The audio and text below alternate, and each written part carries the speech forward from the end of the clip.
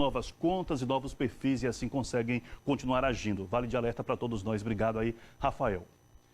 A gente conversa agora ao vivo com o secretário estadual da Saúde, Fábio Vilas Boas, já aqui na tela. Oi, secretário, boa tarde, tudo bem? Seja bem-vindo mais uma vez aqui ao Bahia Meio Dia. Boa tarde, Ricardo. Boa tarde a todos aí ligados no BATV. Isso, no Bahia Meio Dia. Secretário, vamos então aos números. Bahia Meio Dia. É isso. Já passamos aí, ultrapassamos a casa dos 100 mil casos confirmados do coronavírus na Bahia, mais de 2.300 mortes. Ontem o governador Rui Costa deu uma declaração falando que a taxa de crescimento é a maior que a gente vive desde o início da pandemia. E além disso, deu uma declaração que eu destaco aqui. Ele diz o seguinte: estamos vivendo um foco de incêndio que nós tentamos apagar. A minha pergunta para começar é a seguinte: até quando esses números vão crescer, hein, secretário? Nós vínhamos muito bem. Nós vimos já com 2 semanas de um platô praticamente, uma taxa de crescimento muito pequena ao longo de 14 dias. E aí no dia 1º de julho, 2 de julho, que correspondeu exatamente a uma semana após o São João, São Pedro, os casos começaram a aumentar, não apenas na taxa de transmissão, né? Taxas de transmissão que eram e ainda são o dobro das taxas estaduais, mas no número de municípios que passaram a ter taxas aceleradas. Então você tem aí uma média de 5%, 4% de crescimento por dia em dezenas de municípios que antes estavam controlados. Isso tem contribuído para o aumento do número de novos casos, o aumento do número de casos ativos em toda a Bahia. Ao longo dos últimos 3 dias, o governador fez reuniões pela manhã e pela tarde com dezenas de prefeitos, foram um total de 100 prefeitos dessas principais cidades que tinham taxas superiores a 20% de crescimento ao longo de 5 dias, para que medidas fossem tomadas no sentido de coibir o trânsito de pessoas, aumentar a restrição ao deslocamento, ao comércio, ao transporte intermunicipal, para que a gente possa rapidamente, no curtíssimo prazo, conter esse surto generalizado em mais de 100 municípios da Bahia. Antes de fazer a minha pergunta, eu gostaria de mostrar alguns dados aqui, porque a Bahia está com 2.696 casos novos de coronavírus por dia, em média. 14 dias atrás, a média era 1.785.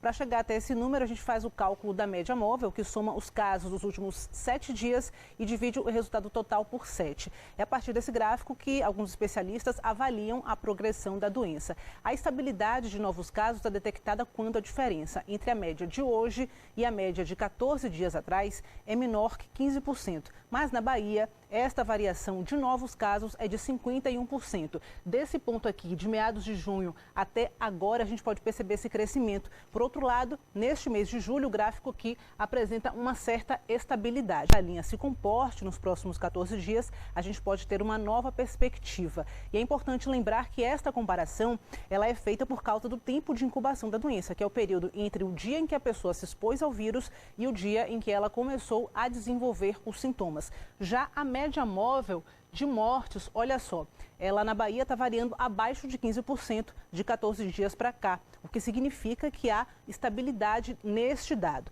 Atualmente, então, o estado registra, em média, 54 mortes por dia. Então, diante desse número, secretário, eu gostaria de fazer uma pergunta aqui. Quais são os indicadores mais relevantes neste momento e, de fato, existe ou não estabilidade? Boa tarde. Boa tarde. Essa é uma excelente pergunta. Às vezes as pessoas estão preocupadas mais com o número de casos totais acumulados. Passou de 100 mil. A gente não se preocupa muito com esse número. O número que nos atinge diretamente é número de casos ativos, né, pessoas infectadas, que são totais menos curados e óbitos. A taxa de letalidade da doença na Bahia, o número de óbitos em relação ao número de casos confirmados, e a taxa de ocupação de UTIs. Por que esses 2 últimos números? Porque se fosse uma gripezinha, a gente não estava preocupado, mas essa doença mata. O que a gente quer evitar é que as pessoas morram. E para que elas não morram, nós precisamos ter leitos de UTI. em número suficiente para que as pessoas não fiquem aguardando nas UPAs a remoção. Então, nós estamos vendo ao longo dos últimos dias um aumento da taxa de ocupação de leitos de UTI. Nós tivemos que abrir novos leitos de UTI para poder manter a taxa aí abaixo de 80%. Só ontem eu abri quase 50 leitos de UTI distribuídos aí na região sul, extremo sul. Ao longo dessa semana nós vamos abrir mais 100 leitos de UTI na Bahia, parte em Salvador, parte no interior do estado. E esse é o esforço que nós estamos fazendo. Esse esforço vai chegar uma hora que vai atingir o seu limite. Vai chegar um momento daqui a final do mês de julho que nós não vamos ter leitos novos para abrir.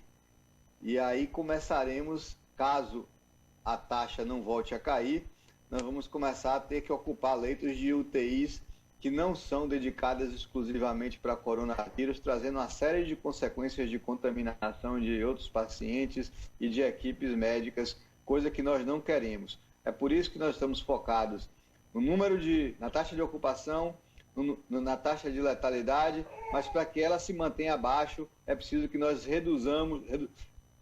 possamos reduzir o número de casos ativos em transmissão.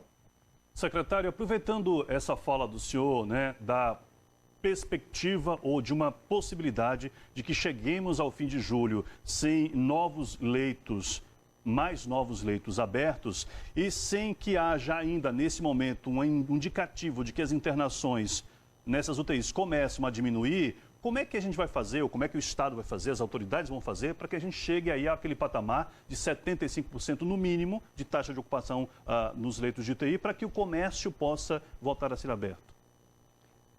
Olha, com a abertura de 75 leitos de UTI em Salvador, que deverá ocorrer essa semana, 25 na Fonte Nova e 50 distribuídos aí nos hospitais contratualizados direto pela Prefeitura de Salvador, a taxa instantaneamente cai abaixo de 75%, vai lá para 73%, 73,8%.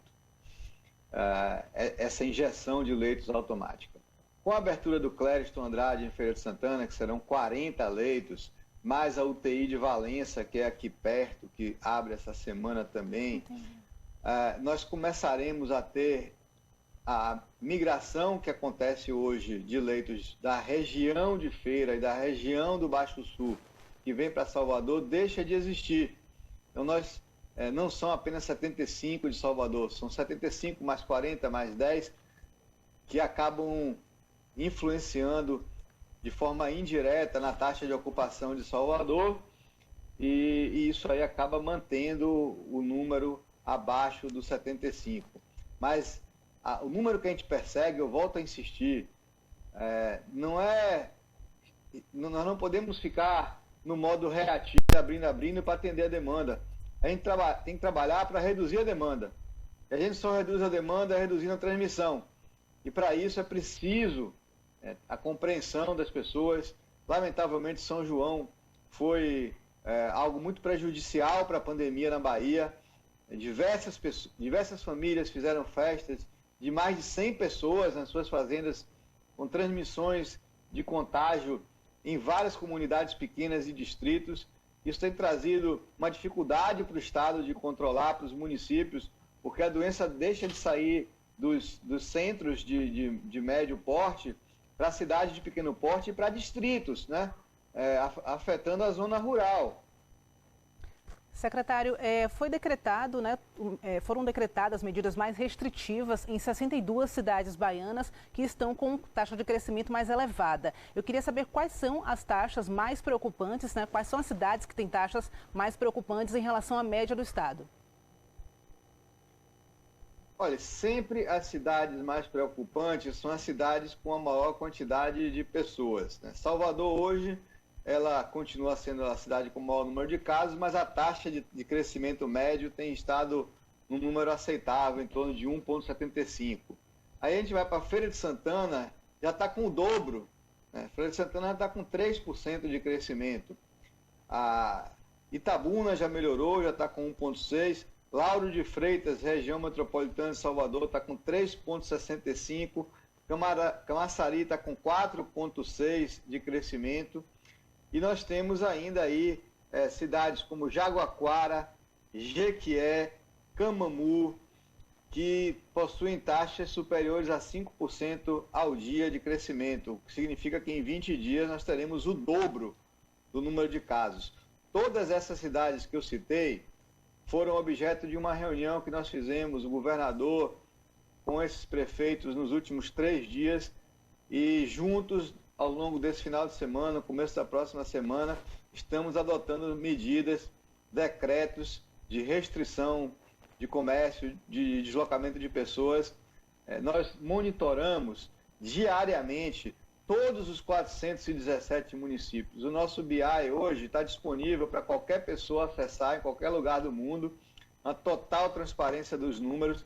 Quem quiser acompanhar os números da Secretaria de Saúde pode acompanhar online, o endereço é bi.saude.ba.gov.br, e vocês podem acompanhar a situação de cada um dos 417 municípios, tem o número dos casos ativos, taxa de transmissão, número de óbitos, enfim, é uma plataforma completa que tanto a imprensa quanto a pessoa aí em casa pode, aí dentro do seu conforto do lar, da sua pandemia, da sua quarentena, acompanhar os números da Bahia. É isso, secretário, aqui a gente trabalha com esses números também, traduzindo, né, para o nosso público em geral, para facilitar a compreensão de todos. Obrigado mais uma vez pela sua presença e pela participação aqui no Bahia Meio Dia. Uma boa tarde para o senhor.